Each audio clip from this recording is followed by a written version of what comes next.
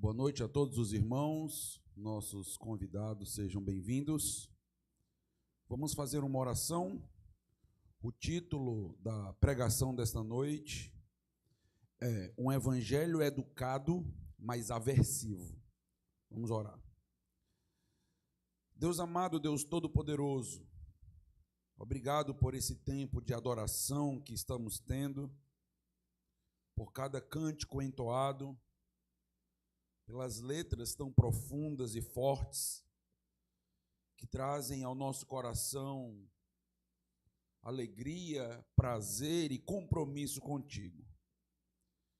Que nossos cultos te agradem, desde o início da recepção até a entrega da pregação. Que o Senhor seja honrado por tudo que está sendo feito. Que neste momento da exposição, o Senhor cresça enquanto o pregador diminui, para a tua honra e glória. Amém. Na semana passada, nós estivemos estudando talvez a mais brilhante pregação que já houve na história do cristianismo. Nós estamos nos referindo à mensagem proferida pelo apóstolo Paulo no Areópago, em Atenas. Paulo, diante de uma oportunidade desafiadora, difícil, o apóstolo Paulo, ele foi convocado, levado a expor seu pensamento, sua crença, diante dos maiores filósofos da sua época. E o apóstolo Paulo não se amedrontou, o apóstolo Paulo não se acovardou, e ele mostrou para todos aqueles na cidade acadêmica de Atenas que o cristianismo é brilhante. Ele mostrou que muitas das respostas que o mundo procura só pode ser obtido a partir do Evangelho e de Jesus Cristo. Apesar de Paulo confrontar aqueles líderes com o Evangelho, dizendo inclusive que eles precisavam se arrepender de sua idolatria, de seus pecados, nós vimos que Paulo foi muito gentil em sua abordagem evangelística. Vimos que Paulo fez uso da cultura ateniense para propagar o evangelho, para explicar o reino de Deus. E eu mencionei para os amados irmãos que se trata do que nós conhecemos na teologia como contextualização. Paulo, então, contextualiza o evangelho. Ou seja, Paulo vai se mostrar um missionário equilibrado, sábio, na forma de entregar a mensagem, na forma de abordar os incrédulos e contradizer pensamentos e filosofias erradas. Hoje, dando continuidade a essa história do apóstolo Paulo, prosseguindo na segunda viagem missionária de Paulo no livro de Atos, eu gostaria de perceber com os irmãos que, por mais inteligentes que sejamos, ousados, corajosos, delicados, educados ao pregar o evangelho, é o próprio conteúdo do evangelho que é aversivo. O evangelho sempre vai provocar reações fortes no pecador. E nós precisamos estar preparados para esse tipo de reação. Ou seja, por mais cuidadosos que sejamos com nossas confrontações, lançando mão, inclusive, da contextualização, do uso da cultura ao pregar o evangelho, meus irmãos, nunca será tão palatável ao pecador que está numa vida afrontosa a Deus. Melhor dizendo, alguns conceitos específicos do evangelho sempre serão chocantes na sociedade, todas as vezes que nós nos levantarmos para falar deles, defender eles em contextos e em situações. Isso será inevitável. A menos que sejamos seletivos e preguemos apenas aquilo que as pessoas gostam de ouvir, o evangelho será aversivo por natureza ao pecador. Vamos então, com base no livro de Atos, perceber algumas reações possíveis quando o verdadeiro evangelho é pregado. Abra sua Bíblia no livro de Atos, capítulo de número 17. Eu quero ver com você apenas 3 versículos. Atos 17, dos versículos 32 em diante.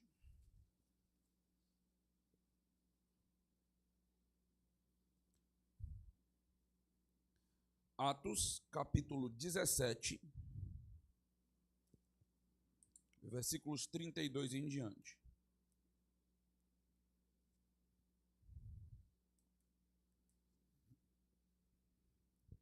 Quando ouviram falar de ressurreição de mortos, uns escarneceram e outros disseram: a respeito disso, te ouviremos noutra ocasião. A essa altura, Paulo se retirou do meio deles. Houve, porém, alguns homens que se agregaram a ele e creram. Entre eles estava Dionísio, o Areopagita, uma mulher chamada Dâmaris, e com eles outros mais. Então, estes 3 versículos, eles nos dão, meus irmãos, 3 reações possíveis diante da pregação do verdadeiro evangelho. Nós temos a reação dos escarnecedores, é a primeira reação. Nós temos a reação dos ouvintes apáticos, é a segunda reação. E nós temos a reação daqueles que ouvem e reagem com fé, é a terceira reação que nós encontramos aqui. Então vamos percebendo e notando essas reações. O apóstolo Paulo teve um discurso longo no Areópago, uma brilhante mensagem e pregação. Lucas descreve esse sermão do apóstolo Paulo em 10 versículos, de Atos capítulo 17, versículo 22 até o versículo 31, nós temos o conteúdo desta pregação do apóstolo Paulo. Paulo tratou em sua pregação sobre muitos assuntos da teologia. Tem uma grande riqueza na pregação do apóstolo Paulo. Ele fez uma apresentação do famoso Deus desconhecido dos altares de Atenas. E o apóstolo Paulo, de um modo intocável, sábio, criativo, ele afirma: eu sei quem é o Deus desconhecido, e eu tenho ele para apresentar para vocês. Se é o Deus que controla todas as pragas, se é o Deus que controla o universo, eu o conheço e eu posso apresentá-lo. Então ele vai se utilizar de um acontecimento antigo de Atenas, como nós estudamos na semana passada, para apresentar o caráter do Deus verdadeiro, do Deus genuíno que Atenas não conhecia. Atenas era repleta de falsos deuses, de ídolos, mas não conhecia o único Deus que precisava conhecer. E o apóstolo Paulo, então, está nessa incumbência de mostrar para Atenas o Deus verdadeiro. Todos estavam ouvindo Paulo com muita atenção no Areópago durante sua pregação.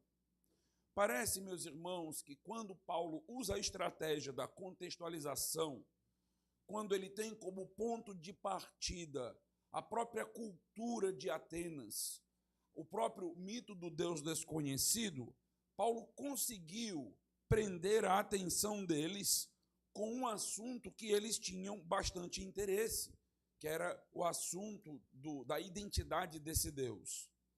Mas o versículo 32, após todo o conteúdo da pregação do apóstolo Paulo, e ele trazer para nós toda a identidade do Deus de Israel, No versículo 32, nós temos uma descrição bem curiosa. Quando ouviram falar de ressurreição de mortos, aí foi demais. Chegou o limite que eles poderiam ouvir e aceitar do evangelho.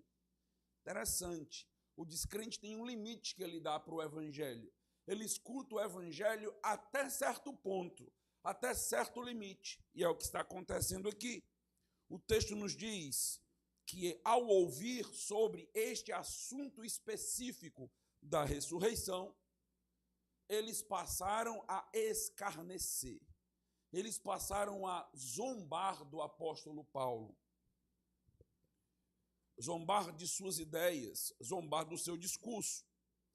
Até aquele ponto, o apóstolo Paulo, pregando no Areópago, parecia que tudo estava indo muito bem.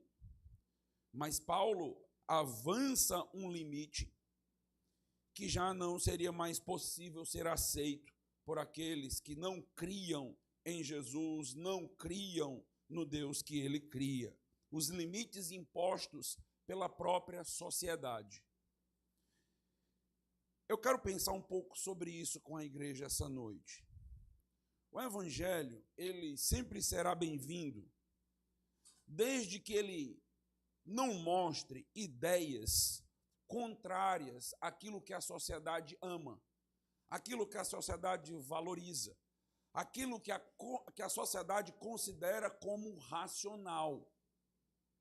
Enquanto o evangelho pregado for um evangelho que agrade ao pecador, que traga um certo bem-estar terapêutico às pessoas, esse evangelho vai ser muito bem-vindo. Discursos e pregações como Deus é amor, é muito bem-vindo. Olha, Deus aceita a todos. Venha para Deus do jeito que você está. Deus só quer o nosso bem-estar. Deus se alegra em nos ajudar. Deus está sempre à nossa disposição. Deus respeita a nossa liberdade. Deus está interessado em realizar os teus sonhos. Quais sonhos você chegou aqui essa noite? Deus está interessado em realizar os teus sonhos. Que mensagem, que pregação, como é agradável participar do culto dessa igreja. Mas, quando nós falamos de um Deus que destrói sonhos, a coisa muda de figura, a coisa muda de categoria. Enquanto o evangelho se restringir a textos que podem ser usados simplesmente para a terapia emocional das pessoas, enquanto o evangelho for retirado do seu contexto teológico da redenção, da salvação, e for utilizado como um material de autoajuda, esse texto vai ser sempre muito bem aceito. Não veremos reações fortes em relação a esse evangelho. Muito pelo contrário. Talvez muitos dos nossos convidados, amigos descrentes que trazemos para a igreja, dirão: esta igreja é boa. Que mensagem agradável. Que pastor, como esse pastor prega bem. Vamos ver se você diz isso no final. Normalmente, quando esse tipo de evangelho é pregado, esse evangelho diluído, que se afasta da essência da verdade revelada de Deus, quando as pessoas se afastam de Deus e elogiam a este evangelho que a igreja gospel, evangélica, está pronunciando, é porque nós temos alguma coisa de muito errada com o nosso discurso como igreja. Estamos provavelmente deixando de lado algum assunto, algum tema que seja aversivo e confrontador. Não é possível o pecador ouvir o evangelho e gostar dele. Não é possível. o pecador será confrontado em algum momento com essa verdade. Por mais que nós possamos começar mostrando toda uma linha teológica, mas em algum momento esse evangelho vai provocar o coração. E é assim mesmo.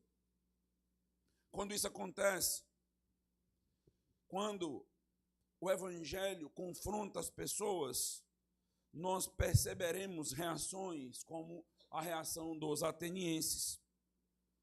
Eles, meus amados irmãos, não ficaram com raiva de Paulo, nem quando Paulo disse que eles precisavam se arrepender. Interessante, curioso isso. Eu estava esperando que eles parassem de ouvir Paulo e ficassem indignados quando Paulo dissesse para eles: vocês precisam se arrepender dos pecados e da idolatria de vocês. Mas eles conseguiram ouvir isso tranquilamente. Escutaram de boa, como nós gostamos de dizer. Mas quando Paulo falou da ressurreição dos mortos, aí não. Então, quando Paulo tocou no sobrenatural, quando Paulo tocou neste milagre, aí não. Lembre-se que, para os gregos, dentro da sua cultura, o corpo foi tratado como uma espécie de prisão em que a alma anelava por libertação. A morte, meus irmãos, era considerado um grande livramento deste corpo mortal e imperfeito. Então, para eles, não faria o menor sentido que o homem voltasse após a morte para um estágio inferior, para um estágio de aprisionamento. Quando Paulo fala, então, aqui sobre a ressurreição, para aqueles que estavam ouvindo ali no Areópago, eles ouviram um discurso completamente tolo, que não faria o menor sentido, que ia de encontro a toda uma tradição filosófica que existia naquela época. A doutrina da ressurreição era absurda para os atenienses. Era completa loucura aquilo que Paulo estava dizendo. Talvez eles pensassem: quem, em sã consciência, quem com um mínimo de estudo e nível acadêmico poderia crer nessa historinha sem pé nem cabeça de que os mortos ressuscitam? Que história é essa? Isso não faz o menor sentido. A ressurreição foi demais para os atenienses. Meus irmãos, Paulo sabia muito bem o que estava fazendo. Nós vimos, inclusive, na pregação passada, que Paulo conhecia os próprios filósofos que eles criam. Paulo foi sagaz, Paulo foi inteligente no seu discurso, na sua pregação, a ponto, inclusive, de deixar este assunto complexo e polêmico para o final. Após a apresentação inteira do Deus desconhecido, Paulo, então, toca no ponto que ele sabia que seria tenso e que ia fazer estremecer aquele Areópago em Atenas. Mas, algo curioso é que mesmo Paulo sabendo que aquela doutrina era aversiva, Paulo não abriu mão de falar dela. Paulo, então, ele entende que mesmo dentro do Areópago, em que ninguém crê na ressurreição dos mortos, ele precisava falar disso. A pergunta que nós fazemos é: por quê? Diante de um discurso tão inteligente, diante de um discurso tão sagaz, por que faz isso? Se até aquele momento Paulo havia, inclusive, usado dos poetas gregos como um ponto de partida para a sua pregação, por que, Paulo, falar da ressurreição? É como se Paulo tivesse estragado a pregação. Paulo, até aqui, 10 em oratória e homilética. 10. Perfeito, perfeito. Mas Paulo cometeu um erro. Por que tocar nesse assunto, Paulo? Por que criar essa tensão? Meus irmãos, É preciso entender que quando nós falamos de contextualizar a ponto de sermos gentis, educados, de lançarmos mão da cultura do ouvinte, daquilo que é bom da cultura, para ser uma ponte ou um ponto de partida para pregarmos o evangelho, isso não significa abrir mão das ofensas do evangelho. O evangelho por si só ofende o pecador, é ofensivo, é aversivo. Você não vai conseguir domesticar o evangelho. O evangelho não é um gato siamês, que você passa a mão na cabeça dele e ele se deita no sofá. Charles Spurgeon gostava de dizer, o evangelho é como um leão e você simplesmente abre a jaula e ele faz todo o trabalho. Então, o evangelho é assim. Então, ele tem o seu quê de ofensivo para o coração do pecador. Paulo, meus irmãos, não queria ofender os seus ouvintes atenienses. Paulo, em seu discurso, não os distratou com a forma, com o modo de falar com eles, de pregar. Você percebe que Paulo, inclusive, reconhece o valor da religiosidade, espiritualidade deles, os trata com honra em seu discurso. Então, o modo de Paulo, perfeito. Mas o evangelho em si, ele é ofensivo. Uma coisa é sermos gentis e inteligentes em nossa abordagem. É, por exemplo, recebermos bem os nossos visitantes na igreja, tratar todos eles com educação, com alegria, com prazer. Isto, de fato, é nossa obrigação. Então, sermos bons anfitriões, tratarmos as pessoas de maneira digna, ok? Isto é uma coisa. Outra coisa é querer retirar do cristianismo aquilo que é aversivo e ofensivo para as pessoas descrentes que irão nos ouvir. Isto não é contextualização. Isso não tem nada a ver com contextualização. É, na realidade, descompromisso com Deus, infidelidade, falta da coragem espiritual necessária para que a gente possa confrontar o pecador que confronta a Deus todos os dias. Precisamos entender que nós sempre seremos tentados a esconder ou não falar para as pessoas aquilo que nós sabemos que é chocante nas Escrituras. Nós temos, na nossa essência pecaminosa, essa ideia do bom vizinho, da boa vizinhança sempre, de não confrontar ninguém. Mas saiba que nós somos chamados para pregar um evangelho que vai confrontar por si só. Você não tem como ser boa praça sempre. Ah, aquele crente é tão boa praça, não prega o evangelho. Pode ter certeza absoluta disso. Não prega o evangelho. Se todo descrente te acha legal, tu não prega o evangelho. Não tem nem perigo.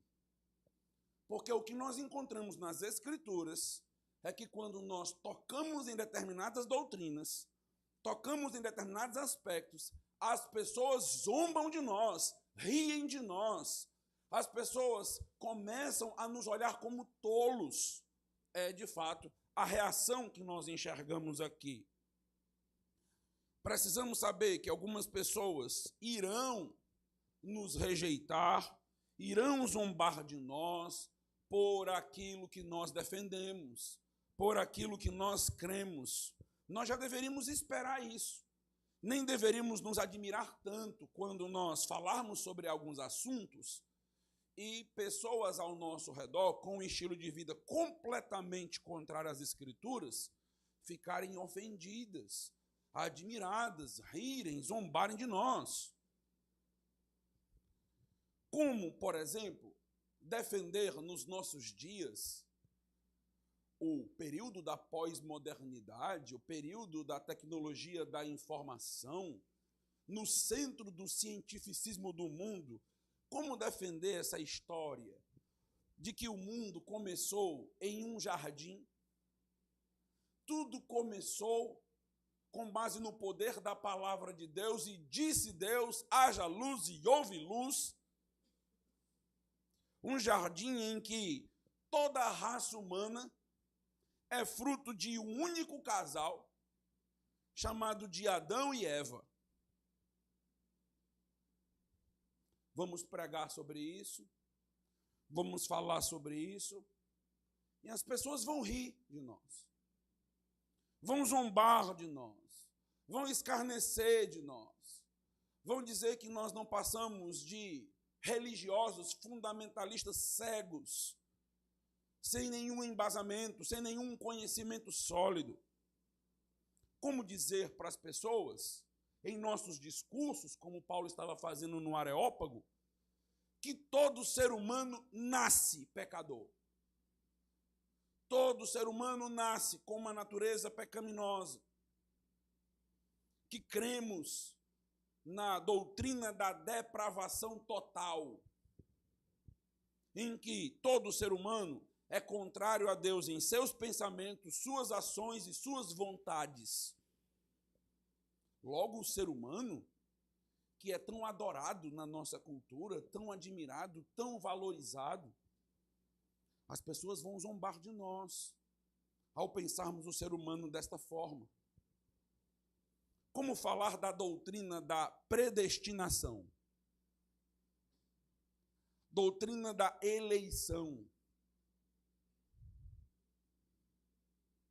É melhor não tocar nesse assunto, Paulo. Continua, Paulo, falando do Deus desconhecido, mas não toca na predestinação, não, Paulo. Não vai falar da eleição, não. Não falar da ressurreição, não. Não dá. As pessoas vão rir, vão zombar. E onde fica a minha liberdade? Revolução Francesa veio para dar a vazão ao meu grito de liberdade. Onde fica a minha liberdade? Nesse negócio de soberania de Deus, nesse negócio de eleição de Deus, nesse negócio de predestinação, e o meu livre-arbítrio. Como dizer para as pessoas que cremos que a igreja é uma instituição divina e que deve ser amada, sustentada e respeitada, apesar de ser constituída de pessoas pecadoras como nós? Como no nosso contexto, que abomina tanto a igreja do Senhor Jesus Cristo, levantar a bandeira pró-igreja, pró-dízimo, pró-serviço dedicado ao Senhor. As pessoas não vão compreender, vão zombar, vão rir, vão dizer que você não passa de um besta. Como dizer para as pessoas que acreditamos que a mulher no casamento deve ser submissa ao seu marido? Não, pastor, pode até falar da ressurreição, mas submissão aí é demais. Aí o senhor foi longe nos limites.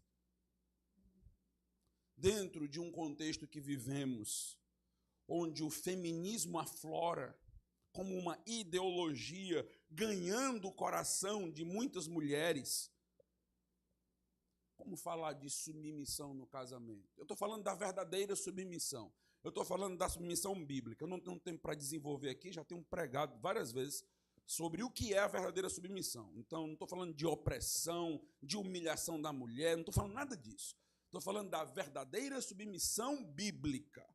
Então, como falar sobre isso e não ser ofensivo? Não tem como. As pessoas vão rir de você, mulher. Quer dizer que tu vai casar para ser besta? Tu vai casar agora para ficar ali aos pés servindo teu marido? É isso aí? É isso que a tua igreja ensina?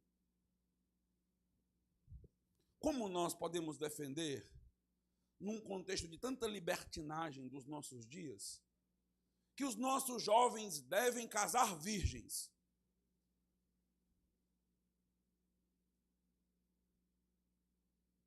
Motivo de riso, motivo de brincadeira. Você deve se guardar puro até o casamento. Sim, nós defendemos isso, mas as pessoas vão nos ouvir e vão zombar, vão rir. Olha, ultrapassou os limites daquilo que é razoável. Como pregar que cremos que Deus odeia o divórcio para pessoas que amam o divórcio? Para as pessoas que brincam com o divórcio? Para as pessoas que zombam do casamento? Como pregar isso? Como ensinar para as pessoas que cremos que um judeu, há 2000 anos atrás, morreu numa cruz e aquela morte toca a minha vida hoje? E foi aquele judeu, que eu nunca nem conheci pessoalmente, que salvou a minha vida. As pessoas vão olhar, vão dizer, não é sério o que você está dizendo, né? Está zombando, está brincando. Quer dizer que tu acredita num livro divino, é? Tu acredita num livro que é inspirado? Tu acredita nisso? Ele é diferente dos outros. Como ensinar, meus irmãos, que nós cremos que o cristianismo é a única religião verdadeira do mundo? Em um contexto onde nós estamos repletos de pessoas que têm as suas próprias religiões. Como pregar sobre o inferno, hein? E dizer, o Deus de amor bondoso criou o inferno.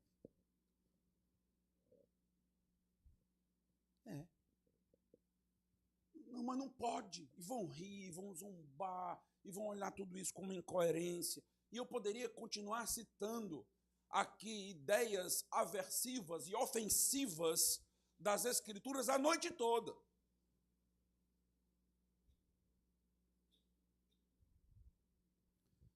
Eu quero ler para os amados irmãos um texto conhecido, mas que ele precisa ser lembrado o tempo todo por nós. Abre em 1 Coríntios, capítulo 1.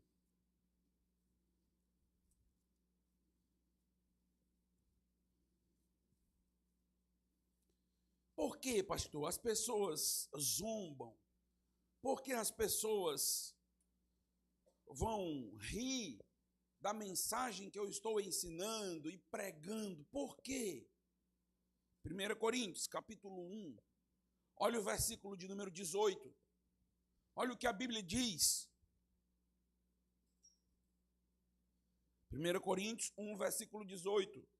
Certamente a palavra da cruz é loucura para os que se perdem, mas para nós, que somos salvos, é o poder de Deus. Pois está escrito, destruirei a sabedoria dos sábios e aniquilarei a inteligência dos instruídos. Onde está o sábio? Onde o escriba? Onde o inquiridor deste século? Porventura, não tornou Deus louca a sabedoria do mundo? Visto como, na sabedoria de Deus, o mundo não o conheceu por sua própria sabedoria. Aprove a Deus salvar os que creem pela loucura da pregação. Porque tanto os judeus pedem sinais, como os gregos buscam sabedoria, mas nós pregamos a Cristo crucificado, escândalo para os judeus e loucura para os gregos. Paulo está dizendo, eu prego o Cristo crucificado, eu prego a ressurreição que é loucura para os gregos. Esta é a pregação. E, meus amados irmãos, o texto nos diz de maneira muito clara, aprove a Deus salvar os que creem pela loucura da pregação. Aquilo que nós ensinamos a partir das Escrituras vai sempre soar para as pessoas como algo esquisito, como um estilo de vida que não faz sentido, sem o agir do Espírito Santo. as pessoas jamais crerão naquilo que nós cremos.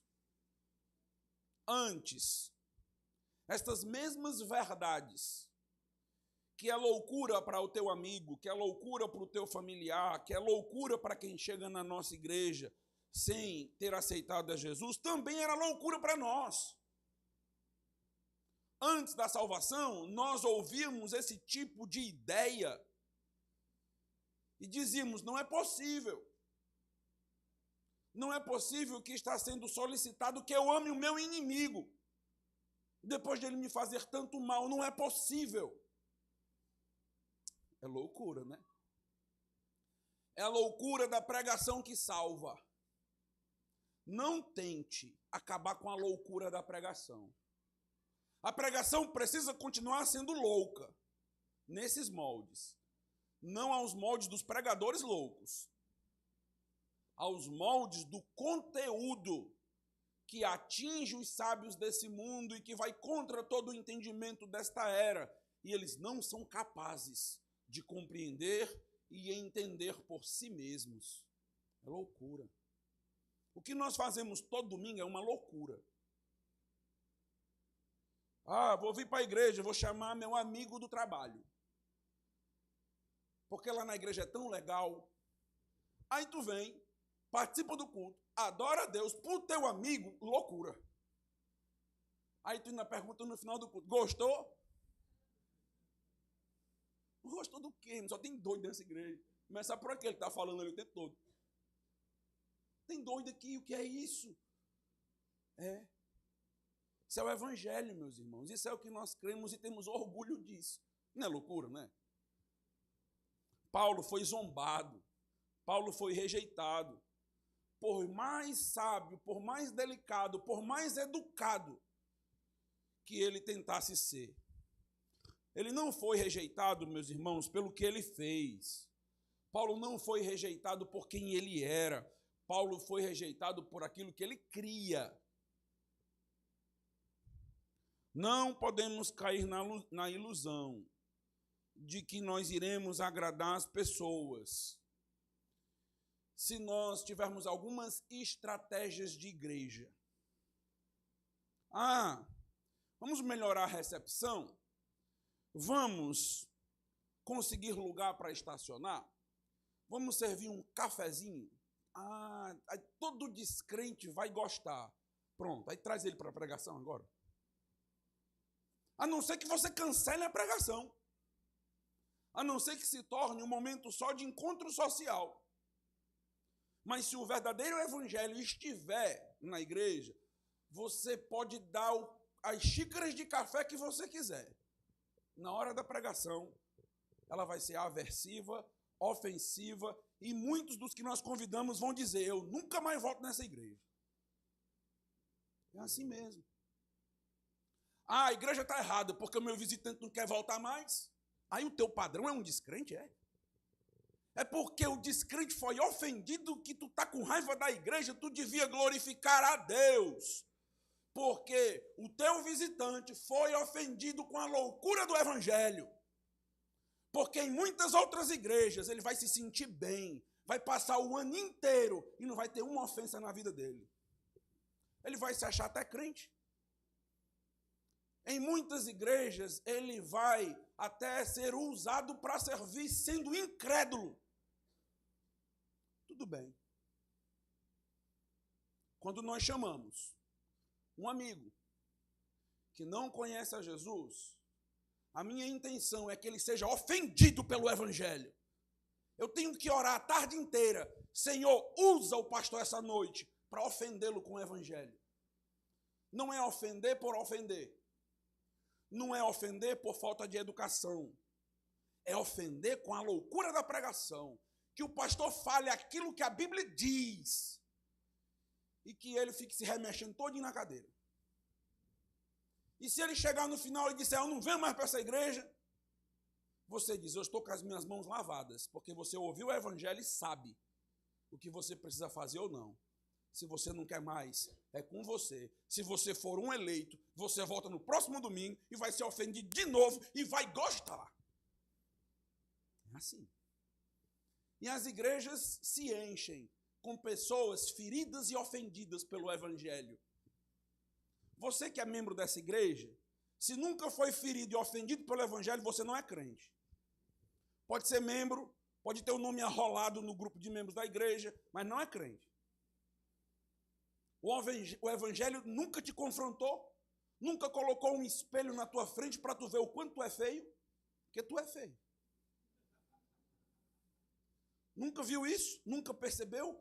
Continua ainda se achando a mais bela e o mais belo espiritualmente falando? Não é. Você é um defunto. Morto e morta espiritualmente. Você fede espiritualmente. Pode botar o perfuminho da Boticário. É disfarce só. Espiritualmente, nós estamos em podridão. É assim. E este é o evangelho, meus irmãos, que vai fazer com que as pessoas digam, como é que ainda tem gente nessa igreja, hein? Como é que o povo ainda vai para lá? Loucura, né? É a loucura da pregação que nos transforma e nos salva. Paulo foi zombado, Paulo foi rejeitado, mas ele falou o que precisava ser falado. O evangelho vai fazer as pessoas zombarem de você. Precisamos estar preparados para esse tipo de reação na nossa família mesmo. A nossa família vai rir de nós muitas vezes. Vai zombar de nós pelo nosso estilo de vida, por aquilo que nós cremos. Não troque. Não mude. Não dê um jeitinho no evangelho para agradar as pessoas. Porque se você fizer isso, você desagrada a Deus. Desagradamos o único que não podemos desagradar. As pessoas vão ser ofendidas, elas precisam ser desagradadas, mas Deus não. Não podemos cair na ilusão de que nós agradaremos as pessoas se nós mudarmos a essência do evangelho. O que nós faremos é acabar com o poder da salvação.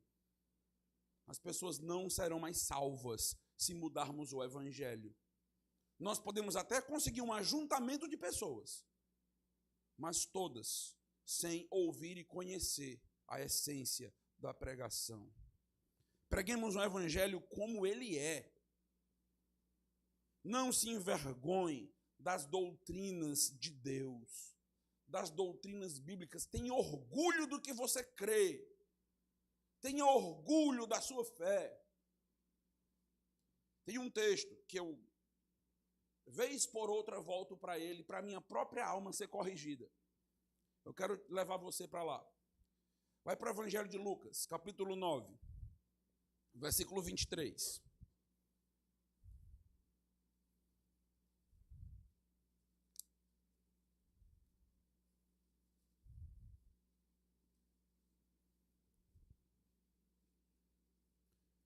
Evangelho de Lucas, capítulo 9, versículo 23.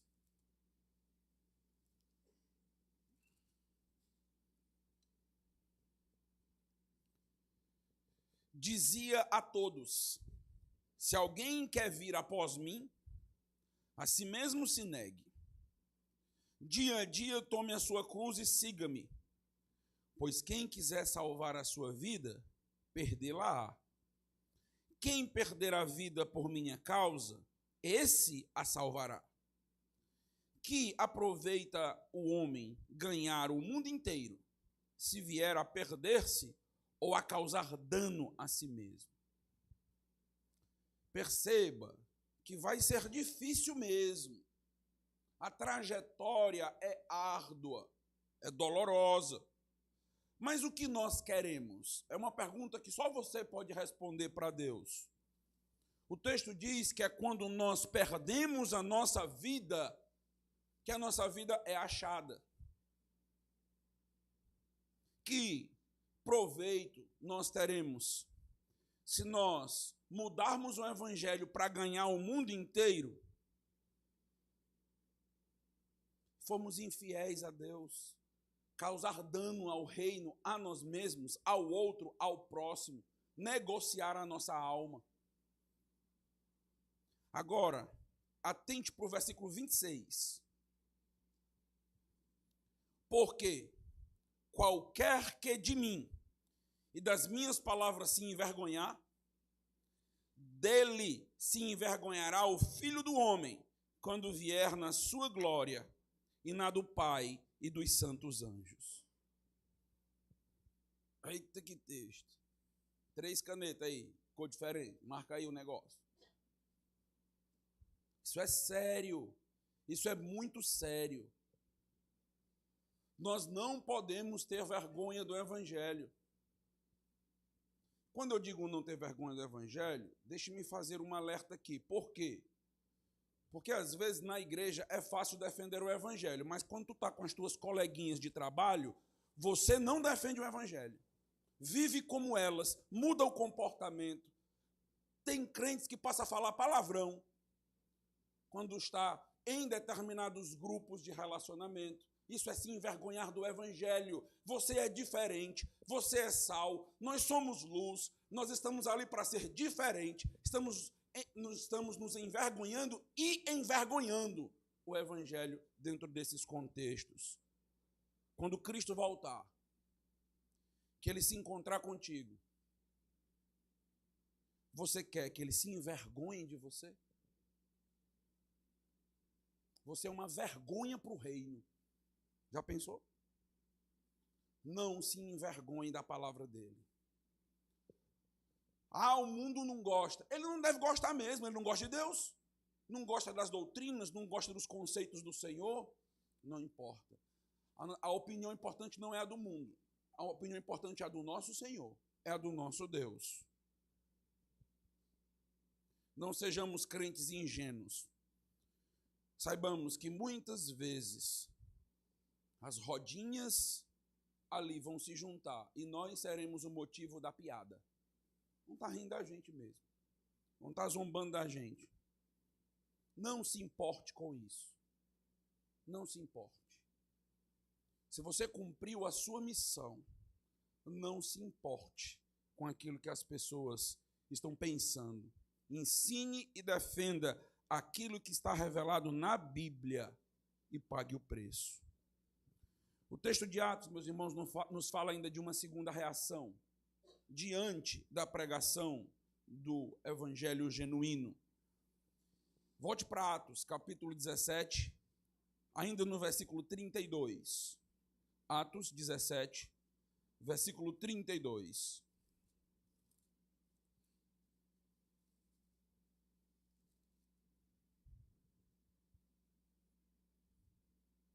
Quando ouviram falar de ressurreição dos mortos, uns escarneceram e outros disseram: a respeito disso, te ouviremos noutra ocasião. Quando Paulo falou da ressurreição, o que nós vemos é escárnio, zombaria por parte de alguns, mas outros parecem que apenas cortaram o assunto. Praticamente disseram para Paulo, de modo até gentil: esta conversa sobre esse assunto fica para depois. Eu fico imaginando que esse depois não queremos mais te ouvir sobre isso. É o nunca, né? Então, assim, depois a gente conversa sobre isso. Você vai falar do Evangelho para a pessoa e diz: não, depois a gente fala sobre isso. Às vezes é só uma tentativa de fuga, para nunca mais falar sobre isso com você. Uma maneira de se livrar de você de forma cortês. O que Paulo falou só teve interesse até certo ponto para esse grupo também. Quando o limite foi atravessado, algumas pessoas deixaram evidente que não tinham interesse sobre o assunto. Não queriam ouvir sobre aquilo. Uma apatia brotou, surgiu no coração. Não tenho interesse nenhum mais de ouvir isso que está sendo dito. Isso também acontecerá conosco. Muitas pessoas nos ouvirão até certo ponto, mas em algum momento mostrarão completa falta de interesse por aquilo que nós estamos dizendo. Porque nós estamos falando de coisas espirituais. E lá em 1 Coríntios é dito que as coisas espirituais se discernem espiritualmente. Pessoas que estão vivendo na carne, e quando nós usamos esse tipo de expressão, nós estamos dizendo pessoas que vivem de acordo com os seus próprios desejos e intentos, pessoas que fazem aquilo que bem querem sem se preocupar com a vontade de Deus, não estão desejosas com conversas sobre Deus. Não, deixa esse assunto aí para depois. Esse assunto aí não me interessa.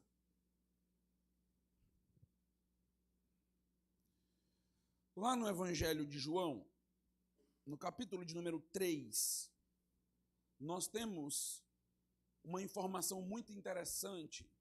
Por que o incrédulo não se interessa por conversas espirituais?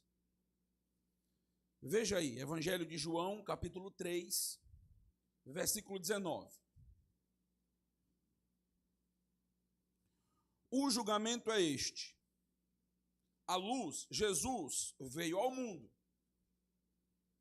e os homens amaram mais as trevas do que a luz, porque as suas obras eram más.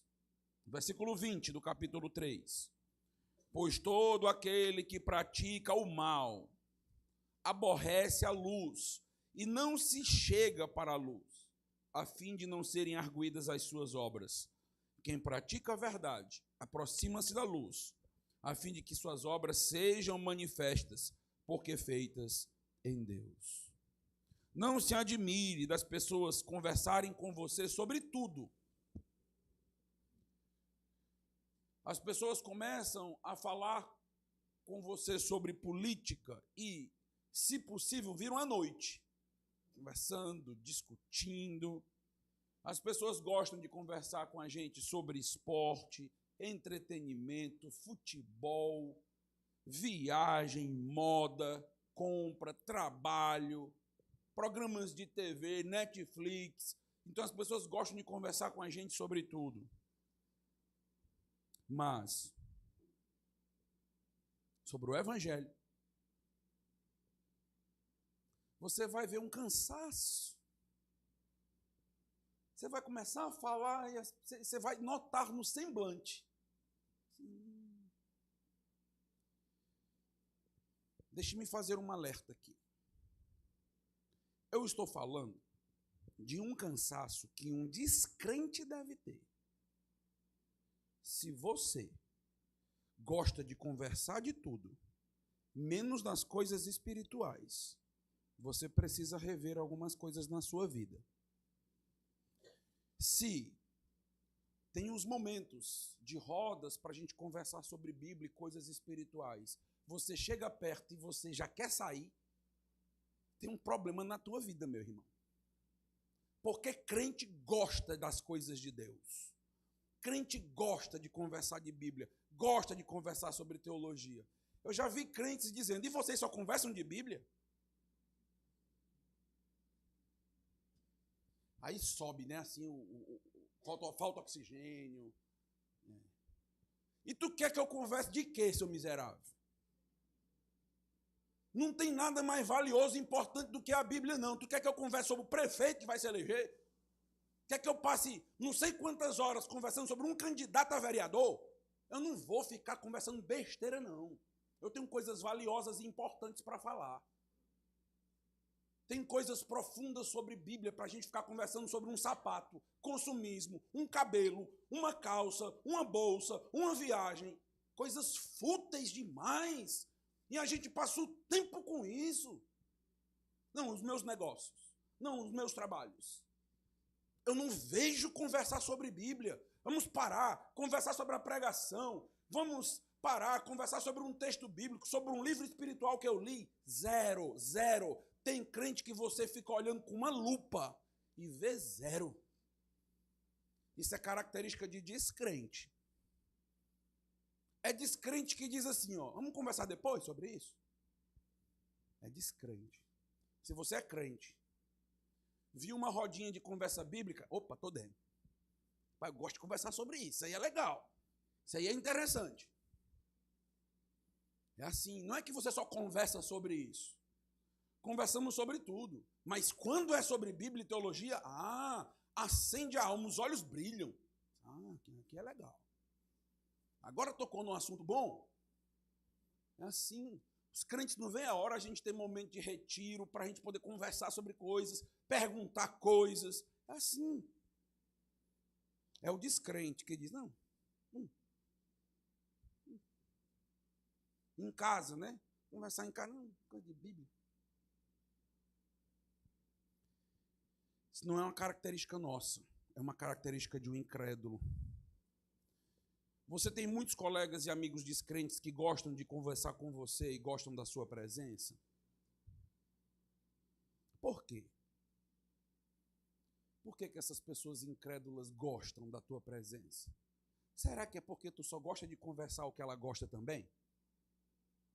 Ele é incrédulo, você também está se comportando, agindo, vivendo, pensando como um incrédulo, dá certinho.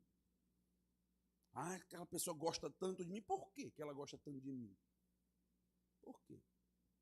Não é que as pessoas devem te odiar, não, te detestar, não.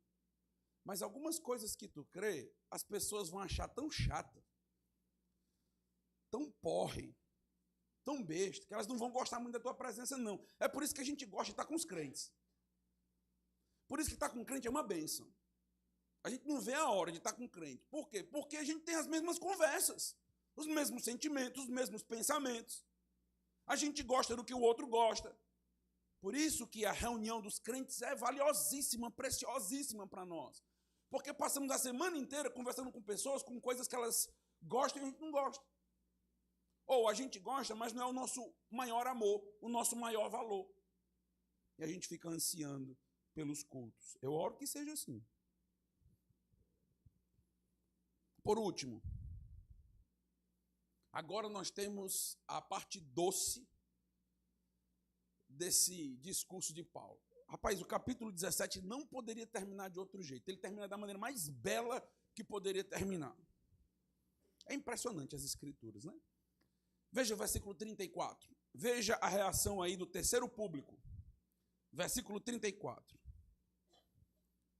Esse porém nunca foi tão gostoso de ouvir. Houve, porém, que legal, alguns homens que se agregaram a ele e creram. Entre eles estava Dionísio, o Areopagita, uma mulher chamada Dâmaris, e com eles outros mais. Este versículo é um bálsamo para nós, na história de Paulo em Atenas. Nós sabemos que Paulo está pagando um altíssimo preço para fundar igrejas em todas aquelas regiões, sendo expulso, apedrejado, tem sido dificílimo. Paulo foi para Atenas não sendo o itinerário missionário dele. Ele foi levado para lá por uma perseguição. E ele chega lá e tem oportunidades de pregar o evangelho. E, meus irmãos, o que nós vemos? Nós vemos que em Atenas, assim como as demais regiões, muitos zombavam daquilo que Paulo dizia. Outros rejeitavam de uma maneira educada a pregação, apenas não mostravam interesse. Mas vários creram na pregação do evangelho. Vários aceitaram a Cristo a partir do ensinamento do apóstolo Paulo. Que espetáculo nós estamos vendo aqui. O que nós aprendemos? Que o mesmo evangelho que repele e espanta muitos e é motivo de gracejo e zombaria é o evangelho que transforma e salva os eleitos. Algumas pessoas vão ouvir o evangelho e a partir daquele evangelho serão tocadas, quebrantadas, transformadas por Deus, enquanto outras se mantêm na neutralidade, na apatia espiritual e outras continuam zombando e gracejando. Praticamente, meus irmãos, uma igreja acaba de nascer em Atenas. Temos até nomes dos primeiros membros aqui sendo mencionado. Este é o milagre do evangelho. O mesmo que causa essa aversão também causa alegria e prazer. O mesmo evangelho que provoca ira, provoca amor. O mesmo evangelho que condena, salva. Não é preciso mudar o evangelho. O evangelho apenas precisa cair nos ouvidos dos eleitos. Nós não sabemos quem são, por isso nós precisamos apenas pregar. Precisamos apenas anunciar. E nós vamos perceber muitas pessoas sendo transformadas por aquilo que é aversivo e ofensivo para muitos, para aquilo que é motivo de deboche e escárnio.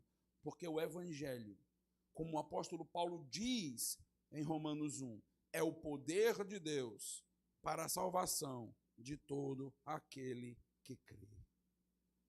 Este evangelho, ele é poder de Deus para transformar o ofensor, o pecador. Nós precisamos ter fé nesse evangelho. Nos nossos dias, que somos tão tentados a mudar e transformar o evangelho, negociar o evangelho, abrandar o evangelho, precisamos ter fé. Pregação fiel às Escrituras é questão de fé. O que nós estamos percebendo na mudança do evangelho é porque nós não temos mais fé nem nos púlpitos. Os pregadores não acreditam mais que este evangelho é capaz de transformar e salvar. Eu preciso mudar, eu preciso melhorar, eu preciso aperfeiçoar o evangelho para que as pessoas sejam tocadas e transformadas. Quando você perceber uma igreja que prega o verdadeiro evangelho, isto é porque aquela igreja tem fé. Ela crê na palavra. E ela entende que é essa palavra que vai salvar. Fiquemos tranquilos diante da zombaria, da apatia, das ofensas que as pessoas terão com o evangelho, da ira que alguns terão. Deixa Deus te usar, meu irmão.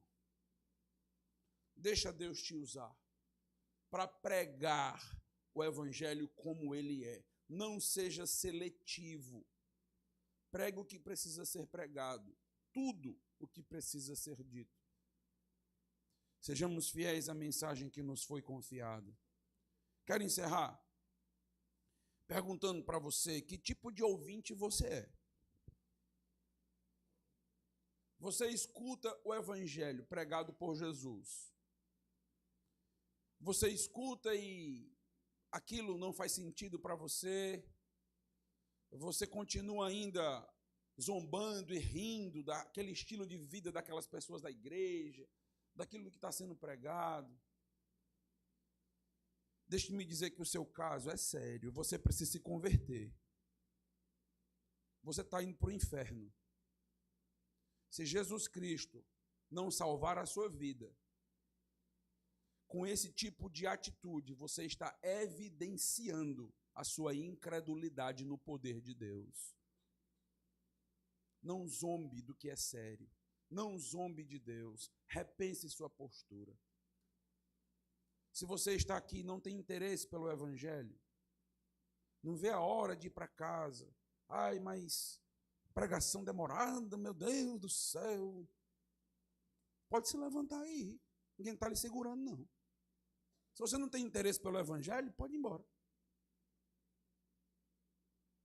O evangelho é ele mesmo que gera amor e interesse, quando ele é pregado de maneira genuína e verdadeira. Repense essa apatia espiritual. Repense porque você não tem tanta sede pela palavra. Peça a Deus.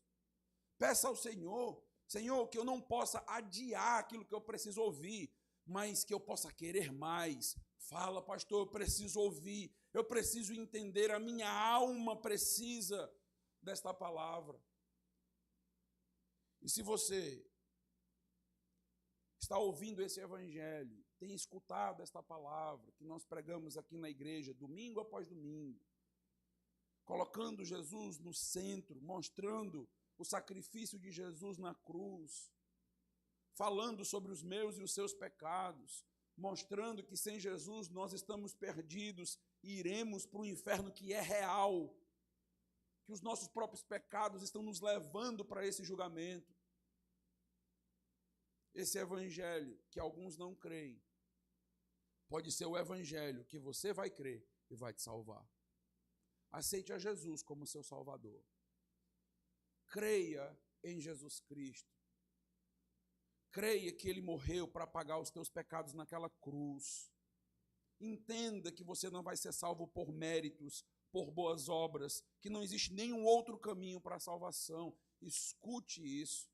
E a oração da nossa igreja é que o Espírito Santo possa trabalhar em teu coração, retirar o véu dos teus olhos, para você enxergar e se juntar a Dionísio, a Dâmaris e as centenas de milhares de pessoas que se converteram durante esses 2000 anos.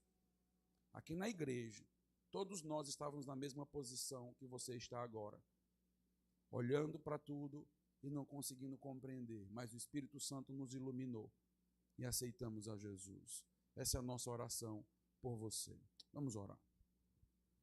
Deus amado, Deus Todo-Poderoso, estamos aqui essa noite, ofendidos pelo Teu Evangelho. O Teu Evangelho é aversivo para o coração pecador, para a nossa natureza pecaminosa. Mas nós Te louvamos, porque o Senhor não é um comparsa de pecado nosso. O Senhor não passa a mão na nossa cabeça quando estamos errados. O Senhor nos mostra nossas falhas e nos clama para nos corrigir. Ó Deus, eu Te louvo pelas grandes lições que o ministério do apóstolo Paulo nos ensina e que nós possamos, dia a dia, de maneira ousada, corajosa, sábia, educada, entregar esse evangelho que vai fazer a obra por si mesmo. Não nos deixa cair na tentação de tentar humanizar aquilo que é divino, corrigir aquilo que é perfeito. O Teu evangelho é o que é. Foi Ele que nos salvou e é Ele que vai continuar salvando. Que nessa igreja, que o púlpito dessa igreja continue fiel ao Senhor. Me dá fé, Senhor, coragem e ousadia para testemunhar da Tua palavra como ela é. Em nome de Jesus, amém. Nós vamos ter um pós